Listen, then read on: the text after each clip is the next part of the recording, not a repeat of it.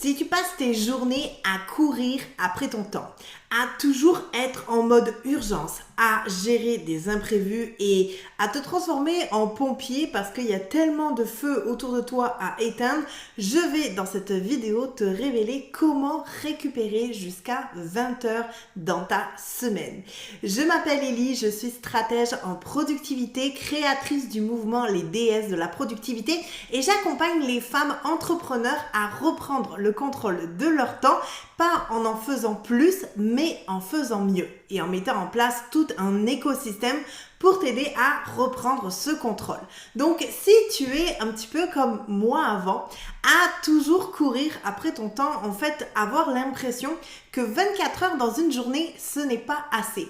Il y a beaucoup de femmes qui me disaient « Ellie, ma plus grosse problématique, c'est parce qu'il y a juste 24 heures dans une journée. Ça me prendrait largement 36 heures, voire même 48 heures pour réussir à finir tout ce que j'ai à faire dans ma to-do list. » On court après notre temps, on cherche nos choses, on est dans un sentiment d'éparpillement. Tout ce qu'on doit faire, c'est une liste sur une to-do list qui est interminable et on n'a même pas le temps de cocher les choses qu'il y a sur notre to-do list, qu'il y a déjà plein d'autres tâches qui s'ajoutent à cette liste-là. Et d'un certain sens, ce n'est pas ta faute. Pourquoi? Parce que c'est logique en tant que femme entrepreneur d'avoir une to-do list à rallonge. Pourquoi? Parce qu'on a plein de responsabilités. On a notre responsabilité en tant qu'humaine, donc se nourrir, aller aux toilettes, boire de l'eau, etc. On a notre responsabilité en tant que peut-être mère, conjointe ou peu importe avec qui tu vis. Souvent, en tant que femme, on nous met sur les épaules et on se met à soi-même sur les épaules beaucoup de responsabilités. Et en plus, on gère une entreprise. Que ça soit en tout début d'entreprise ou que ça fasse des années que tu sois dans ton entreprise, ça reste qu'il y a plusieurs chapeaux à porter. On a le marketing à gérer, on a les ventes, on a le livrable, on a tout ce qu'il y a autour du développement, on a peut-être la gestion des employés, etc., etc. Bref, il y a beaucoup de choses à gérer. Et en tant que femme, je crois que un des plus gros challenges pour nous, c'est qu'on ne court pas après l'argent en tant qu'entrepreneur. Ce qu'on fait, c'est qu'on court après la contribution. On a envie de contribuer. On a envie de faire des choses qui font du sens pour nous. Alors, on se met cette pression sur les épaules de vouloir tout faire, d'être une Wonder Woman, d'être une super héroïne et au final, on se retrouve la langue à terre, complètement dépassée par tout ce qu'il y a autour de nous. Dans la productivité, il y a plusieurs points qu'il faut aller chercher, qu'il faut aller trouver pour pouvoir justement se libérer du temps et être au final beaucoup plus productif. Le premier point, c'est d'avoir une conscience du temps qui passe. Ok, Ellie, qu'est-ce que tu veux dire par là? Concrètement, on fait nos journées et on les vit pleinement et on ne pense pas au temps qui passe.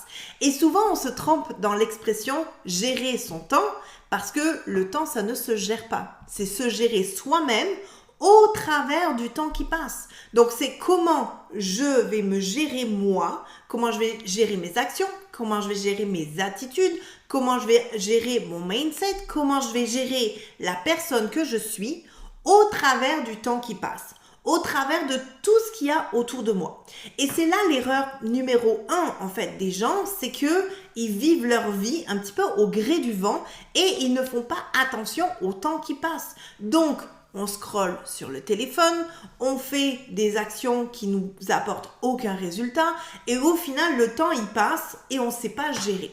Donc, la première chose, c'est de reprendre justement ce contrôle sur ton temps en observant ton comportement sur une plage horaire. C'est-à-dire que tu peux faire l'exercice de plusieurs façons. Certaines façons sont un petit peu plus challengeantes, mais plus tu vas dans le challenge, plus c'est transformateur. Tu vas prendre une feuille et un stylo et tu vas garder ça autour de toi en permanence. Et pendant 7 jours, tu vas noter sur une feuille tout ce que tu fais. Tu vas noter l'heure de début, Tu vas noter la tâche, tu vas noter si tu es dans un sentiment d'urgence ou si c'est une tâche qui est importante ou pas importante et tu vas noter ton sentiment d'appréciation. C'est un exercice que j'ai fait faire à plus de 400 femmes et ça a eu des résultats incroyables. L'objectif de cet exercice, c'est en notant absolument tout ce que tu fais pendant 7 jours du moment que tu te lèves jusqu'au moment que tu te couches, tu vas voir plein d'indicateurs. Quels sont les voleurs de temps? Les voleurs du temps, mon téléphone est en train de filmer, je voulais te le montrer, mais je peux pas te le montrer, mais le téléphone est un des éléments voleurs de temps incroyables. On va avoir aussi le manque d'énergie qu'on va avoir dans une journée, mais pourquoi? Parce qu'on n'a pas bu suffisamment, parce qu'on est resté assise pendant 8 heures devant un ordinateur, parce qu'on n'a pas fait sa pause dîner, et ça c'est quelque chose que moi, personnellement, j'ai fait pendant des années, oublier de manger. Parce que pour moi, manger était une perte de temps. À quel point ça n'allait pas dans ma tête. Pourquoi on pense que manger c'est une perte de temps? Parce que on a l'impression qu'il n'y a pas de bénéfice à manger et que le travail a plus de valeur que se nourrir, que nourrir son corps. Une grave erreur qui m'a coûté extrêmement cher parce que je suis partie en épuisement à cette époque-là et en fait je brûler la chandelle des deux bords et au final il n'y avait plus rien. Donc il y a vraiment un côté à faire cet exercice d'analyse qui va te permettre de comprendre ton comportement et de réajuster très rapidement. La deuxième stratégie que je te présente aujourd'hui, c'est vraiment d'aller chercher des stratégies qui vont t'aider à régler en fait tous ces problèmes de voleur de temps. Le premier élément, c'est est-ce que ton téléphone est un voleur de temps? Si oui, tu le mets dans un placard de cuisine et tu ne le touches pas pendant tes blocs de travail.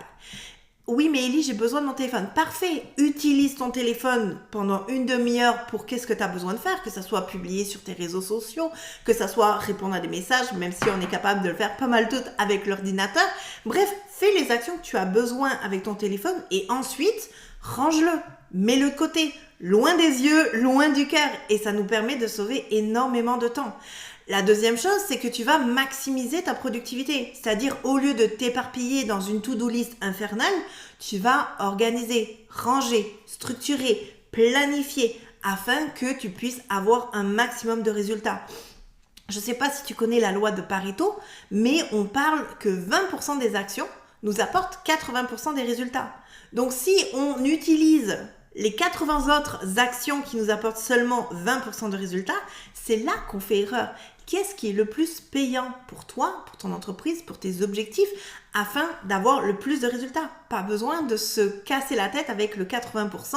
Maximisons notre énergie et nos actions sur le 20% qui va nous apporter le plus de résultats. Pour ça, il faut prendre conscience justement de tout ce qu'il y a à faire et bien équilibrer ça.